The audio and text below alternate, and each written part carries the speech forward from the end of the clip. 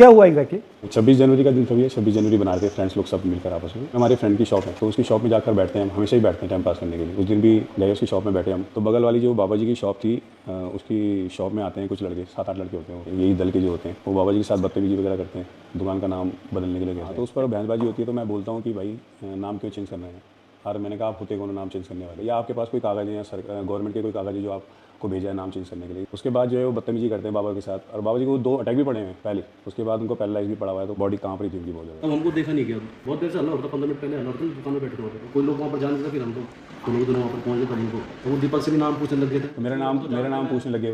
मेरा बताने का मतलब सिर्फ ये था मोहम्मद दीपक कि मैं हिंदुस्तानी हूँ, मतलब हिंदू भी हूँ, मुसलमान भी हूँ, सिख भी हूँ, ईसाई हूँ, ये चीज़ें बाद में, पहले इंसान हूँ। तो मेरे को उनको बताने का मतलब मेरा ये था, मगर वो बहुत ज़्यादा हाइपर हो रहे थे वहाँ पर। फिर उन्होंने वीडियो भी वायरल उन्होंने करी वो। और वीडियो में क्या था? एक मेरी फोटो थी, एक इसकी थी, दीपक का नाम, उन्होंने मोहम्मद दीपक को कुछ और प्रेजेंट करना चाहते थे वीडियो में भी, और जो वीडियो डाली थी वो भी भाजपा का ही था, तो पुलिस ने उससे वीडियो डिलीट करवाती है, पर वो आधे घंटे में बहुत तेजी से वायरल हो जाता है। फिर 28 तारीख को मेरे को दीपक को वहाँ पर जो चौकी प्रभारी थे पुलिस वाले, वो हमको बुलाते हैं, वो हमको उल्टा डांटते हैं, आपने कल कानून हाथ में लिया।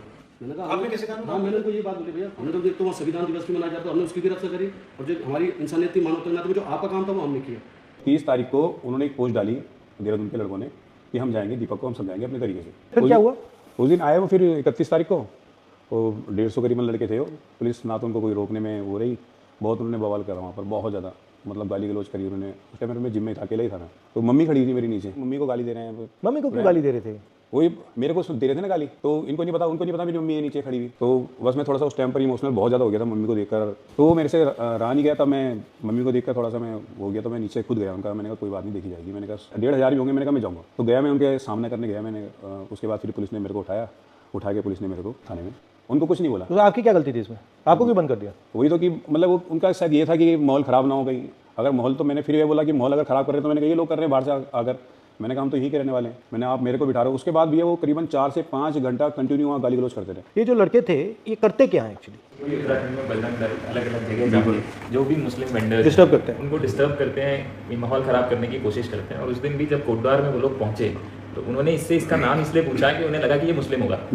तो उन्होंने जब वो सारे ये हिंदू कैसे कर रहा है, ये इंटरफेयर कर रहा था, तो मैं इसने, क्योंकि ये भाग गया तो इसने रिएक्ट करा कि मेरा नाम मोहम्मद दीपक है भाई, बताओ क्या करोगे। बस तो वो उसकी वजह से वो लोगों का इतना डिफेम हुआ, वो लोग इतने बदनाम हुए, वो लोगों को इतना तगड़ा पुशबैक मिला कि इसने अकेले ने उनको भगा दिया कि उनकी ईगो हर्ट हो गई। और फिर मुख्यमंत्री और सारा फोर्स और सब लोग लग गए इसको टारगेट करने। मुख्यमंत्री ने क्या बोला इसमें? कुछ नहीं, उन्होंने तो फिर बाद में मेरे खिलाफ ही बोला, जो भी बोला उन्होंने।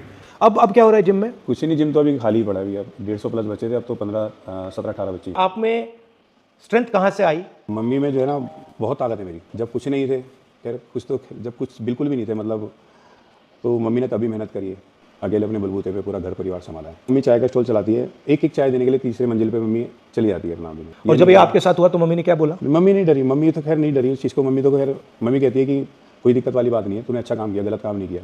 अगर गलत काम करता तो मैं तेरे साथ नहीं खड़ी होती, मैं खुद तेरे को बोलती कि तूने गलत काम किया। अब बोलती है मम्मी हाँ बल ये कि थोड़ा डर लग रहा है, क्योंकि जो सोशल मीडिया पर चल रहा है कि 5 लाख रुपये दे रहे हैं दीपक को मारने के लिए, 2 लाख रुपये दे रहे हैं। और वाइफ है मेरी, एक 5 साल की बेटी है, तो बेटी भी नहीं गई, 7 से 8 दिन वो स्कूल भी नहीं गई है। थोड़ा सा डर गई थी माहौल देखकर वहाँ का। क्या नाम है? मायरा नाम है। फोन मिलाओ।